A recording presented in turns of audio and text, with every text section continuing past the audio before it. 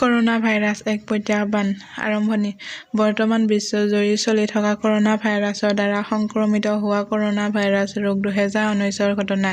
এই ৰোগৰ কাৰক হ'ল SARS-CoV-2 যি 2019 বৰ্ষত চীনৰ হুৱেইন প্ৰান্তৰ ৱুহান চহৰত প্ৰথম চিনাক্ত হৈছিল। 2020 বৰ্ষৰ 11 মাৰ্চত বিশ্ব স্বাস্থ্য সংস্থাই এই ঘটনাক বৈশ্বিক মহামাৰী হিচাপে ঘোষণা কৰিছে। লক্ষণসমূহ জ্বৰ, কাহ, ভাগৰ লগা, উশাহ লওঁতে কষ্ট হোৱা আৰু গোন্ধ আৰু সোৱাদ হেৰুওৱা। এই ৰোগৰ সাধাৰণ লক্ষণ অধিকাংশতে ৰোগীয়ে অলপীয়া লক্ষণ দেখা যায় যদিও একাংশ চাইটকাইন ষ্টৰ্ম দেহৰ অংগসমূহ বিকল হোৱা, ষ্টেফিক শ্বক, ৰক্ত আতংচনৰ পৰা একিউট ৰেস্পিৰেটৰী ডিষ্ট্ৰেছ চিনড্ৰম হয়গৈ।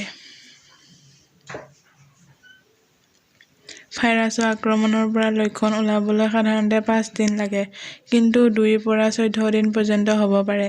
সাধাৰণতে এই ভাইৰাছ মানুহৰ নিকট সংস্পৰ্শত আৰু কাহ মাৰিলে, হাঁচি মাৰিলে আৰু কথা ক'লে ওলোৱা 6খন ড্ৰপলেটৰ জৰিয়তে বিয়পে। এই ড্ৰপলেটবোৰ সাধাৰণতে বতাহত দূৰলৈ যোৱাৰ সলনি মাটিলৈ বা পৃষ্ঠলৈ সৰি পৰে। দূষিত পৃষ্ঠ চুই মুখমণ্ডলত হাত লগালেও ই বিয়পিব পাৰে।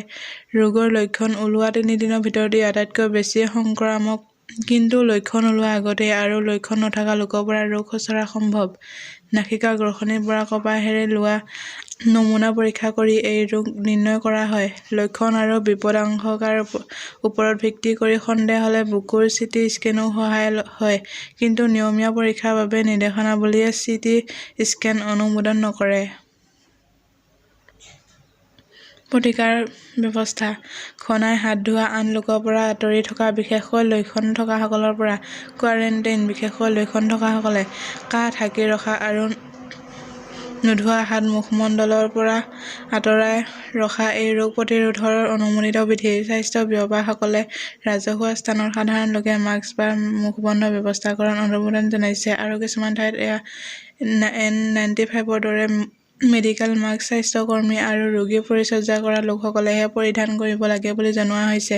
নিত্যকৰ্মৰ পিছত বা দেখাত অপৰিষ্কাৰ হৈ থাকিলে, আহাৰ গ্ৰহণ কৰাৰ আগত নাক পৰিষ্কাৰ কৰা আৰু কাহ মৰা বা হাঁচি হোৱাৰ পিছত সকলোকে চাবোনেৰে কমেও 20 ছেকেণ্ড ধৰি হাত ধুবলৈকো চিডিচিয়ে পৰামৰ্শ দিয়ে। চাবোন আৰু পানী নাপালে অতি কমেও 60% এলকহলযুক্ত হেণ্ড ছেনিটাইজাৰ ব্যৱহাৰ কৰিবলৈও তেওঁলোকে উপদেশ দিয়ে।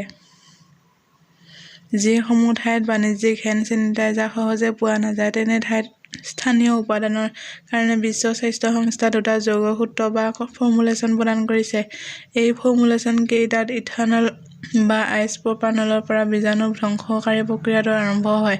হাইড্ৰজেন পেৰক্সাইডে ইয়াত এলকহলৰ পৰা অণুজীৱিত কোষাণু বা বেক্টেৰিয়েল স্পৰসমূহ আঁতৰোৱাত সহায় কৰে আৰু ই কোনো সক্ৰিয় হেণ্ড এণ্টিচেপ্টিক প্ৰতিৰোধক নহয়।